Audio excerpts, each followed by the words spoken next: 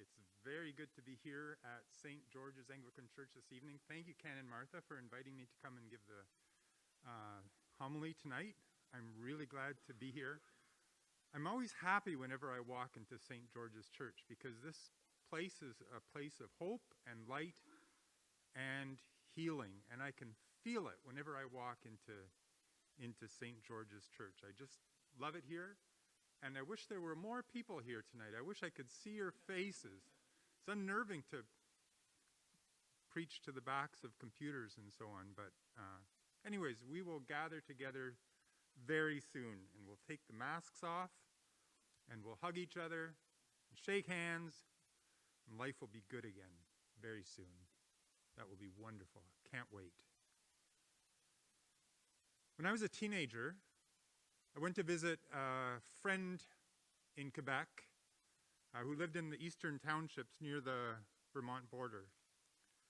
On the second day of my visit, he wanted to go hiking with a couple of his other friends across the border in Vermont. So we all got in the car, drove through the checkpoint, parked the car across the border at the beginning of this little path that led up a hill. And one of the guys who was with us said that he had walked this path many times. It just looped up through the hills to a beautiful vista. And it would loop back down again and take us back to the car. No problem. So off we went up the hill. It was December. There was no snow on the ground, though. And it was just a perfect day. I love going on hikes like this, and it was with new friends and good climb. Very invigorating. The sun was shining, and everything was just perfect. And then around noon, the path kind of dwindled, and then it disappeared. And the guy who said he had walked this path many times just kind of shrugged and lifted his hands, and we just kept plunging into the Vermont forest. And then one of the hikers twisted his ankle, sprained it, and we had to lug him along, kind of drag him along, two of us. And then around 3 o'clock, it began to snow. An hour later, it was dark. And there we were, lost in the snow and the darkness, in another country that wasn't our own. And back then, we didn't have cell phones, and nobody knew where we were. And the walk that had begun so beautifully suddenly seemed intimidating. We didn't know how we were going to get out. I listened to Martha's introduction to this sermon series on wilderness and hope, in which she differentiated between two kinds of wildernesses. Pardon me for adjusting my mask. I've never in my life preached in a mask before. It keeps slipping down.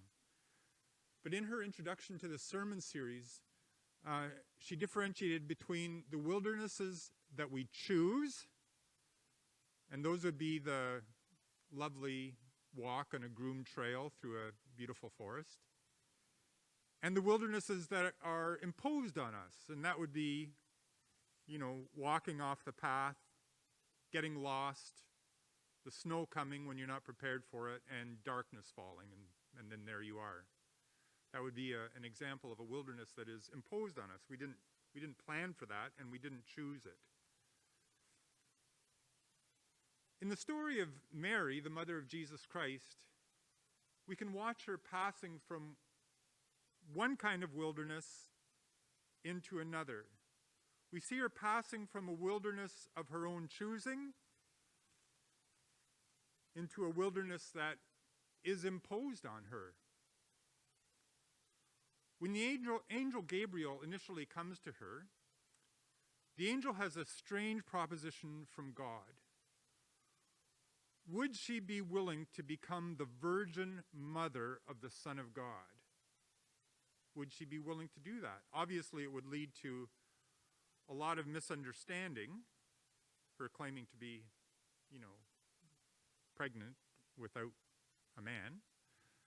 But on the other hand, the angel promises her that her son will be great, He'll be the son of God, and he'll be heir to the throne of King David. Not bad for a peasant girl from Nazareth to give birth to such a child. Mary has a choice to make. She can say yes or no, and traditional theology has imagined her pondering this proposition and all of creation waiting with bated breath to hear what her answer will be. If Mary says yes, she will bring a Savior into the world. And the so-called fall that Martha mentioned in her sermon would be undone. And here's a spoiler alert. If she says yes, creation will rise again. On the other hand, if Mary says no, well, the world will just keep going to hell in a handbasket. So, creation is waiting for her answer. Mary thinks it over. And finally, she says, "Let it be with me according to your word." She has a choice, and she says, yes, let it be. But things change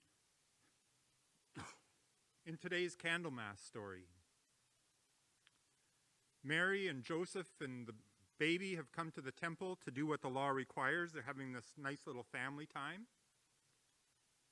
When suddenly Simeon, that old party crasher, barges in and begins to bang on about how this little baby is destined for the rising and falling of various and sundry people. And then he stabs Mary right in the heart by saying, "And a sword will pierce your own soul too." So where was this in the fine print of, the original proposition? Gabriel, the angel, had told Mary that her child would be great, the Son of God, the heir to the Davidic throne. But there was nothing in there about, people rising and falling because of him, or about a sword piercing his mother's soul. Where did this come from all of a sudden? She thought she was going to have a nice walk in the park. Suddenly she's on a serious backpack trip through bear country. It's all changed. From a wilderness of her own choice to a wilderness imposed on her by Simeon's prophecy.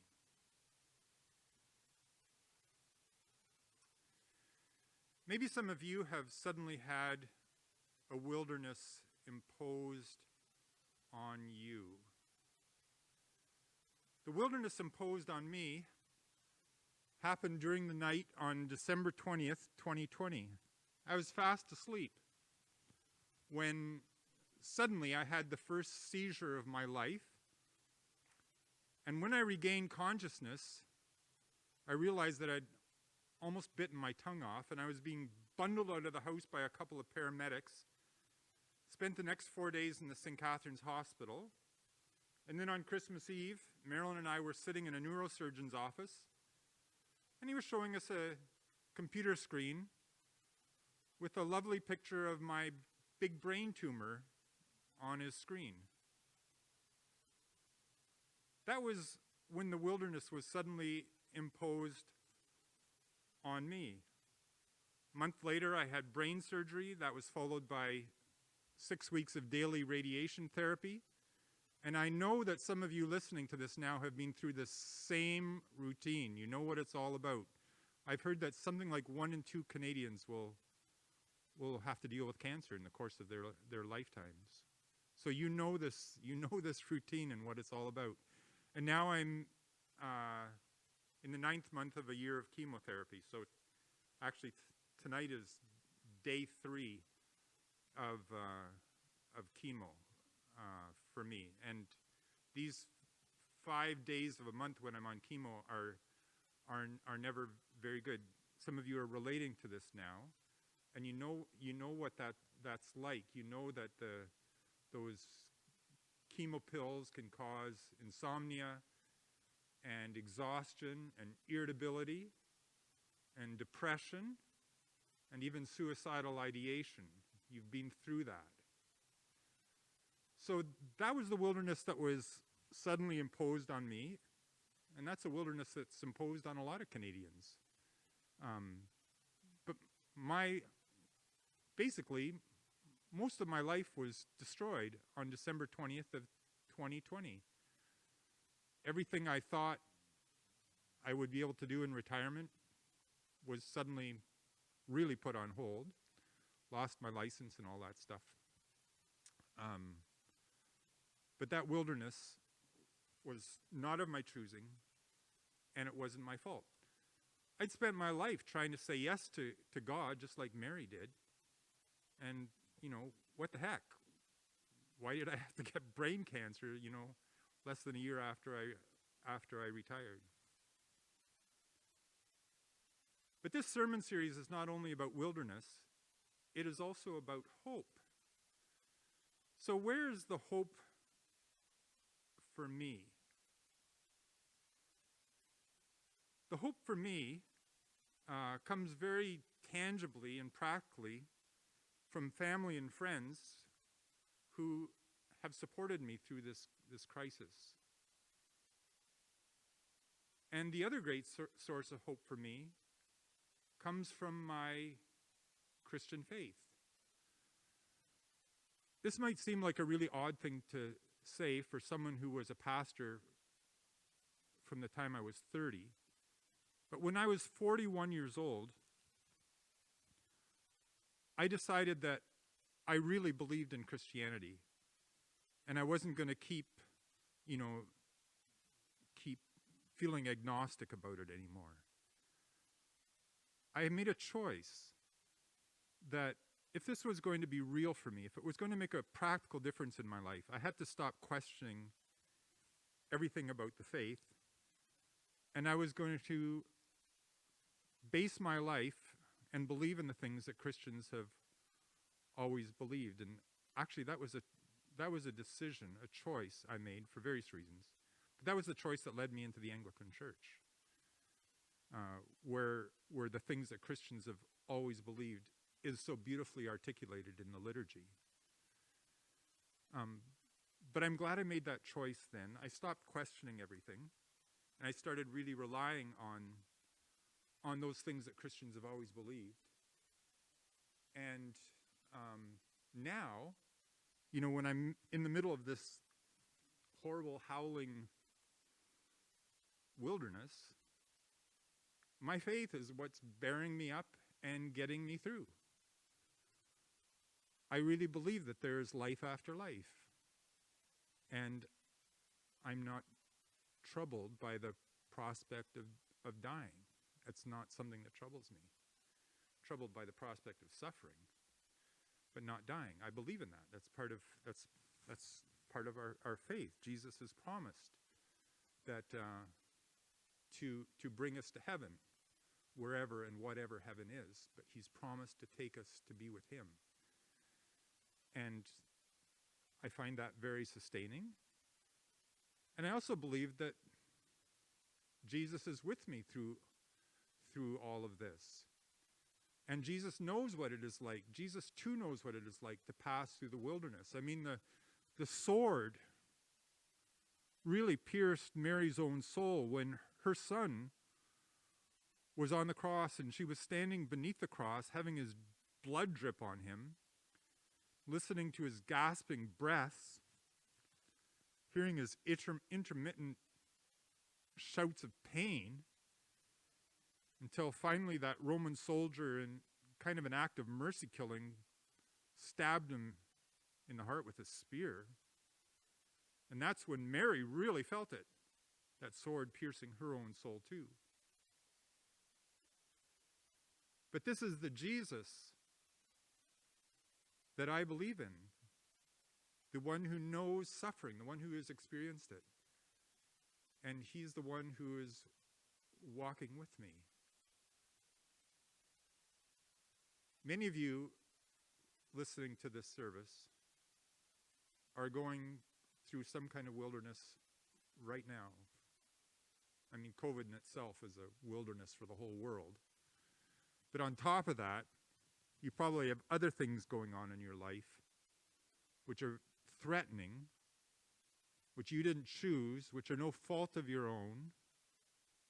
They're just part of a wilderness that dropped down on your head like a ton of bricks. And I hope that you too are being sustained by family and friends. And I hope that you too are standing on the solid foundation of our Christian faith that offers us everything we need when we're on a tough path.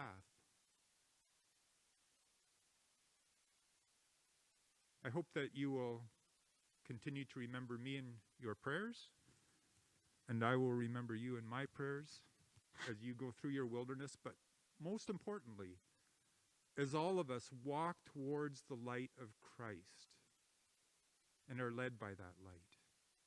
Amen.